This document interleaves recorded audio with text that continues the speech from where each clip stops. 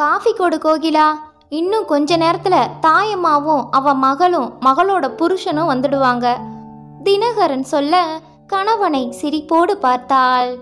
இவ்வளவு நாள் கோர்ட்ல வக்கீலா பிராக்டிஸ் பண்ணீங்க, இன்னைக்கு ஜட்ஜா மாறி தீர்ப்பு சொல்ல போறீங்க அப்படித்தானே என்றாள் கோகிலா. அவர்கள் வீட்டில் வேலை பார்ப்பவள் தாயம்மா. அவள் மகள் வள்ளிக்கும் ஏழுமலைக்கும் 3 ஆண்டுக்கு முன் திருமணம் செய்து வைத்தாள். கொத்தனார் வேலை பார்த்த ஏழுமலை ஆரம்பத்தில் வள்ளியோடு நன்றாகத்தான் குடித்தனம் நடத்தினான். 2 ஆண்டுக்கு முன் பெண் குழந்தை பிறந்தது. அதற்கு பின் அவன் போக்கே மாறியது. குடிப்பது, தேவையில்லாமல் வள்ளியை போட்டு அடிப்பது என இருந்தவன் கூட வேலை பார்க்கும் பெண்ணோடு ஒரு நாள் ஊரை விட்டு ஓடிப்போனான். 6 மாத கைக்குழந்தையோடு தவித்து போனாள் வள்ளி. மகளின் வாழ்க்கை இப்படியாகிவிட்டதே என்று கவலைப்பட்டாள் தாயம்மா. நாள் ஆக ஆக இனி போனவன் வரப்போவதில்லை என மனதை தேற்றி கொண்ட வள்ளி மார்க்கெட்டில் காய்கறி வாங்கி தெரு தெருவாக விற்று பிழைப்பை நடத்த ஆரம்பித்தாள். இப்போது குழந்தைக்கு 1.5 வயது. ஓடி போன ஏழுமலை திரும்ப வந்து, என்ன மன்னிச்சிடு வள்ளி, புத்தி கெட்டு விட்டுட்டு போயிட்டேன், இப்ப திருந்தி வந்திருக்கேன், இனி உன்னையும் குழந்தையும் விட்டுட்டு போகவே மாட்டேன் என்று கெஞ்சினான். தாயம்மாவால் இதை ஏற்க முடியவில்லை. இப்பதான் என் மக ஏதோ நிம்மதியா வாழ்ந்துட்டு இருக்கா, இவன் திரும்ப பிரச்சனை பண்ண பார்க்கறான், அவளுக்கு புருஷனே வேண்டாம், குழந்தை போதும், திருந்தி வந்திருக்கன்னு சொல்றதெல்லாம் பொய், இனி இவன் சகவாசமே வேண்டாம் என்றாள். வள்ளிக்கு என்ன முடிவு எடுப்பதென்றே தெரியவில்லை. காலில் விழாத குறையாக கெஞ்சி கொண்டிருந்தான் ஏழுமலை. வீட்டில் குழந்தையை ஏழுமலை தூக்கி வைத்து கொண்டிருப்பது தாயம்மாவுக்கு சுத்தமாக பிடிக்கவில்லை. இங்கே பாரு, உன் சகவாசமே வேண்டாம், கிளம்பு என்றாள் தாயம்மா. ஆனால் குழந்தையோ அப்பா அப்பா என்று ஒட்டி கொண்டது. அத்தை, இப்படி பேசாதீங்க, தயவு செஞ்சு மன்னிச்சிடுங்க, நான் பண்ணினதெல்லாம் தப்பு தான், இனி வள்ளியை விட்டுட்டு போகவே மாட்டேன், யார்கிட்ட வேணும்னாலும் நியாயத்துக்கு கூட்டிட்டு போங்க என்றான். எந்த முடிவுக்கும் வர முடியாதவளாய், அம்மா நீ வக்கீல் வீட்டில் தானே வேலை செய்கிற, அவர்கிட்ட அழைச்சிட்டு போய் அவர் என்ன சொல்றாருன்னு பார்ப்போமா என்றாள் வள்ளி. வக்கீலையா, நீங்க கோர்ட்ல எத்தனையோ கேஸ் பார்த்துருப்பீங்க, உங்களுக்கு நியாயம் தர்மம் தெரியும், நம்பினவளை கைவிட்டு போனவன் திருந்துட்டேன்னு சொல்றத என்னால் ஏற்றுக்க முடியலை, நீங்க தான் விசாரிச்சு நல்ல தீர்ப்பா சொல்லணும் என்றாள் தாயம்மா. உன் மக அவ புருஷன் 2 பேரையும் அழைச்சிட்டு வா, அவங்க 2 பேர் மனசுலையும் என்ன இருக்குன்னு தெரிஞ்சுக்கிட்டு நியாயமான கருத்தை சொல்றேன் என்றார் தினகரன்.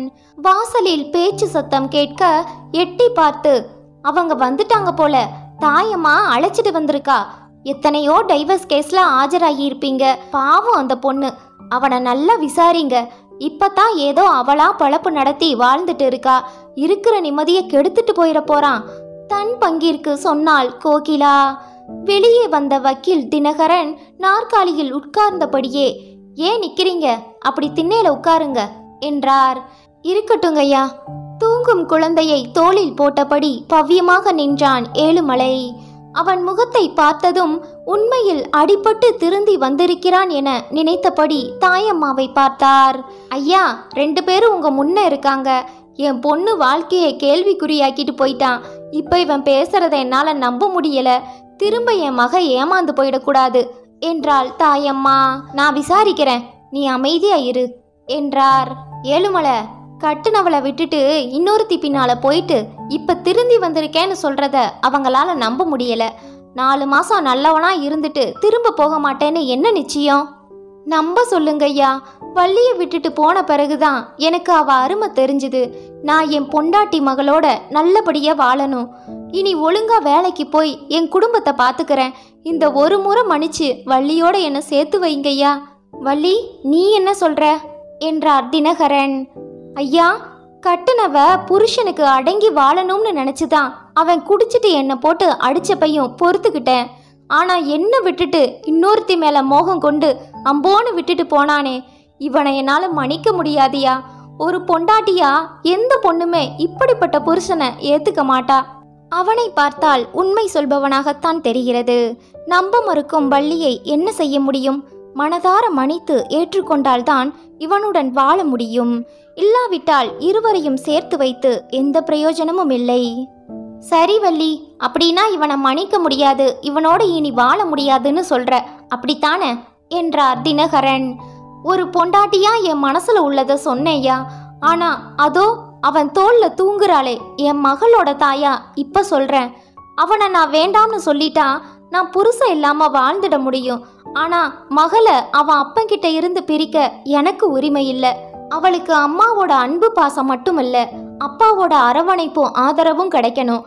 அதை என்னால தடுக்க முடியாது.